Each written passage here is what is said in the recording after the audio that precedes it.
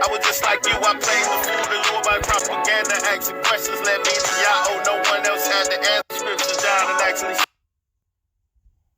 Hana, Shamtotam, Wa'in, Lashonam, Batsam, Nashem, Naro, Atan Bamadbar, Arain, Yaro, Karaba, Gero Lano, Atash, Hagero, Ha'a, Yachado.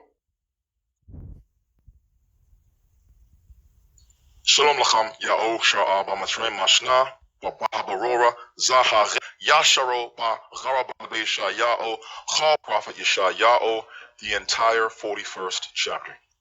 If you haven't seen parts 1 and 2 yet, I strongly encourage you to do so before watching part 3, which will cover verses 15 to 24. As in part 2, I'm going to speed things as well as classes held during. Verse 15 is out. Next word, Sham, you. Next is La Mor, is the word for new. Behold, in the heathen's English, adjectives precede the noun. Baal Pepeoth means a lord of two edges. Next clause, Wa Gabayoth Chamatz Tashem. Wa Gabayoth Chamatz Tashem. And high hills like chaff you will make. Verse 16. Ta Zaram Waruch Tasham. Ta Zaram Waruch Tasham. You will fan them, and wind will carry them off. Wa Sira Tapetzotham. Wa Sira Tapetzotham. And tempest will scatter them. Wa Atha Tagel Bayao. Wa Atha Tagel Bayao. And you will rejoice in Yao. Bakadosh Yao Sha'al Tathala. Bakadosh Yao Sha'al Tathala. In the Holy One of Yao Sha'al will you praise one to another. In the last video, we ended by talking about how the true people of this book, the so-called Israelites, Yao Sha'al in the pure language, they are supposed to be identifiable as a defenseless worm in the world until they have an exodus out of the lands of their punishment in the west, where they were brought by ships to be slaves in the land of the pyramids, and they migrate to the islands of the Far East, where they will renew their power. Calling them a worm is meant to be both an insult and also a description of their condition at the bottom of the barrel, and with the crabs in the bucket mentality. But once the worm has relocated to a new environment in the islands of the East, the worm is going to be transformed into a weapon of mass destruction, a weapon that will cut down mountains and high hills. This is a reference to nations and how the worm is going to bring them down. Let's clarify that the threshing tool of the prophecy is not to be confused with the heavy threshing sledge board which a farmer drags over stalks spread out across the threshing floor to loosen grain from husks. A threshing sledge poses no threat to a mountain or a hill. The tool in question is a very different kind of farmer's tool. The imagery is that of an iron pickaxe with a long handle and at right angles to an iron bar having a sharp pointed edge at one end and a sharp chisel edge or another sharp pointed edge at the other end. This tool, and not the threshing sledge, is the kind of tool you'd use to break up rocks in earth. But like most handheld objects, it can easily be appropriated as a weapon. But how does the worm manage to do this? How does the worm become a threshing tool that can cut down mountains? We know that the worm has to extricate itself from the environment that is geared towards making sure that the worm stays a worm, forever emasculated, powerless, subservient, and weak. The worm has to leave, not just move to a different state or buy land in a remote area of the same country, but exit the entire country. We cannot build ourselves up anywhere within the boundaries of our oppressor's stolen land. History has taught us that over and over and over again. If you believe in the prophets of Yahweh, the prophets of this book, then you know the destiny of the worm is not just to build itself up to be a prosperous nation. The destiny of the worm is to bring down powerful nations on its way to the top. It cannot do that by learning how to shoot a pistol, or joining a gun club, or forming a militia and stockpiling military-grade weapons. The worm does not thresh mountains that way. The worm becomes a simple farmer's tool, not a tank, not a fighter jet, not a nuclear missile. The pickaxe is not a conventional weapon. The pickaxe represents nature, weaponized nature. Other than mere cloud seeding, which is the artificial technology that creates rainfall, no nation on earth has the ability to weaponize nature and call forth a Category 5 hurricane on demand and aim that storm at a specific target. No nation has that capability, but the worm will. The race to manipulate weather and geological hazards has been ongoing since the 1950s, but no nation has been able to weaponize earthquakes, tornadoes, typhoons, or meteor impacts. But imagine if a nation could do those things. Just imagine if a nation suddenly appeared on the world stage with the power at its disposal to create catastrophic events through natural processes. The world would be at the mercy of that nation. Even the most powerful nations, which are the mountains and the high hills of this prophecy, would be defenseless. Conventional modern warfare, thermonuclear intercontinental ballistic missiles, aircraft, drones, battleships, submarines, all of it becomes obsolete and ineffective against a nation controlling the forces of nature. The brass ring of military geophysics is the unprecedented ability to tap the forces of nature on a massive scale and trigger natural catastrophes with devastating human consequences. It cannot be coincidence that the prophets of Yahweh, such as Yeshayahu, foresaw thousands of years in advance that their nation would one day possess this ability. And here we are in the 21st century, and we see nations taking environmental warfare seriously, believing that it is well within their grasp, and they are actively trying to beat each other to the finish line of making environmental cataclysms a part of their arsenal. The nation that is able at will to trigger vast cataclysmic events, that nation will trump any nuclear-armed nation. This prophecy we are reading now is saying that that nation will be the worm that has moved to the islands of the east to renew their power. That's how the worm becomes a threshing tool that levels mountains. Wind and tempest, i.e. natural disasters, will be unleashed by Yahweh upon the powerful nations of the world at the word of his people who will be in the wilderness.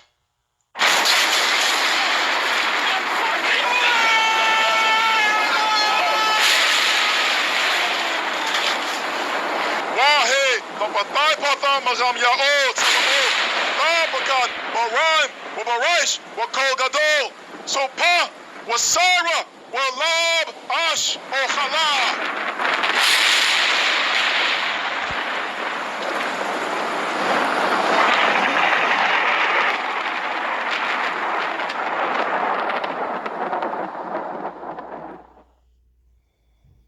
Verse 17.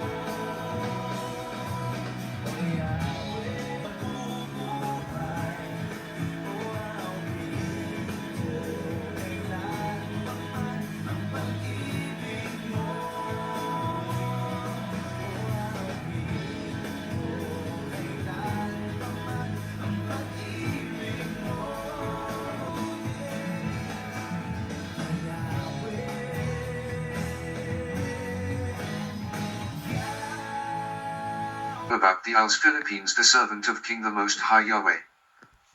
The Most High Yahweh sent his own child in the Isles the Philippines. The Most High Yahweh child will be known as the Man of Ophir, the chief man of the Isles. Isaiah 42 is not addressed to the ancient Canaan Israel nor to the Middle East, but it is addressed to the island of the Philippines. The Christians believes that it is Jesus Christ, Yeshua, Yarawashi, Yahusha. The Muslims claims it is Prophet Muhammad is that servant. The black Negroes Hebrew Israelites believed it is Yarawashi is that man. And the Jews believed this is the anointed one, which is the Jews are correct. Isaiah 42. King James Version. Behold my servant the Man of Ophir, the chief man.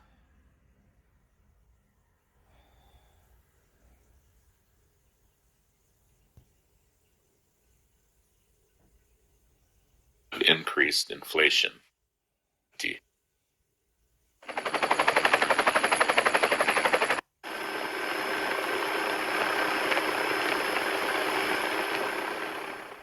On May 29th, vigorous lava flows over the neck. A bruised reed shall he not break, and the smoke. In May of 2018, Madame Pele unleashed her fury in the quiet rural Big Island community of eruption phase. We begin on Wednesday, April 25th. Halima'uma'u Lava Lake produces new molten lava onto the crater floor, covering 90 acres. Offshore from Pu'u'o East Rift Zone. The source of the lava is in here at Halima'uma'u Crater. Lava of the East Rift Zone. Leilani Estate is 6.9 magnitude. Here we see a car being swallowed up by the lava.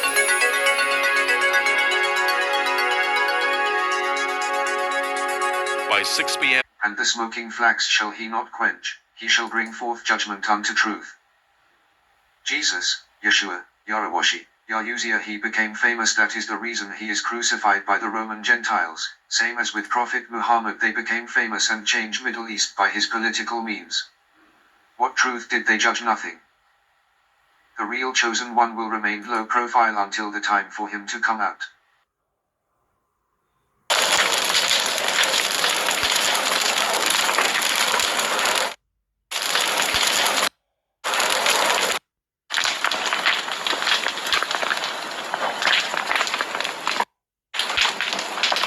Bring forth judgment unto truth. Jesus, Yeshua, Yarawashi, Yahuzia, he became famous, that is the reason he is crucified by the Roman Gentiles, same as with Prophet Muhammad they became famous and changed Middle East by his political means. What truth did they judge? Nothing. The real chosen one will remain low profile until the time for him to come out. He will not be discouraged, and he shall bring forth judgment unto all religions, and all religions will be nothing. He shall not fail nor be discouraged, till he have set judgment in the earth, and the isles shall wait for his law. This verse is not for Prophet Muhammad nor Jesus, Yeshua, Yarawashi, Yahuzia, for they did not have set judgment in the earth. Who is the isles here wait for his law? So ancient Canaan, Israel and Middle is not isles, so this is 100% not for them. The Real anointed one will not be discouraged, and he will set judgment in the earth, same what Prophet Moses did in the Egyptian Empire.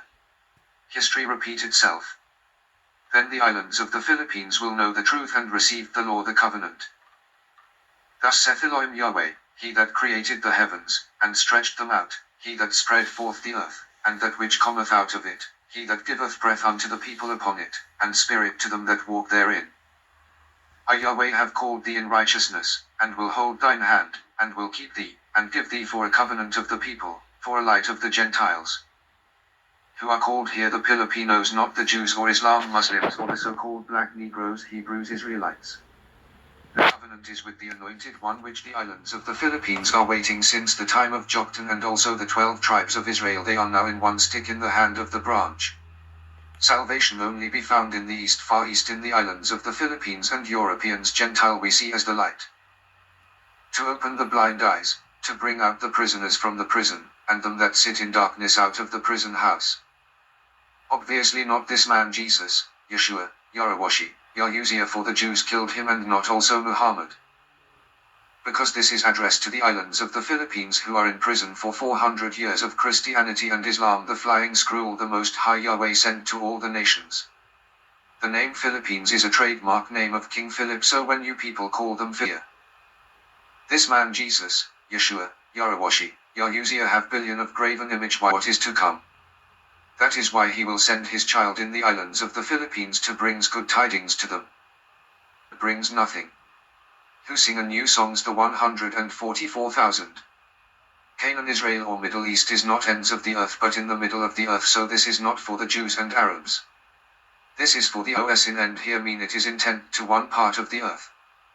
This verse is for the islands of the Philippines. Let the wilderness and the cities thereof lift up their voice, the villages that Kedar doth inhabit, let the inhabitants of the rock sing, let them shout from the top of the mountains. Wilderness here is no other than the islands of the Philippines where the 12 tribes of Israel migrated. It's not Kedar but the right word here is Kedim, means towards the east, to the far east, the islands of the Philippines. Remember Prophet Isaiah are describing here, giving the direction. Rock here represents the house of Yahweh, same as the house of David, where the temple of the Most High Yahweh will be built by the man whose name is the branch. So this is not for Jesus, Yeshua, Yarawashi, Yahushua, nor to the Jews, nor to Prophet Muhammad, nor to the black Hebrews.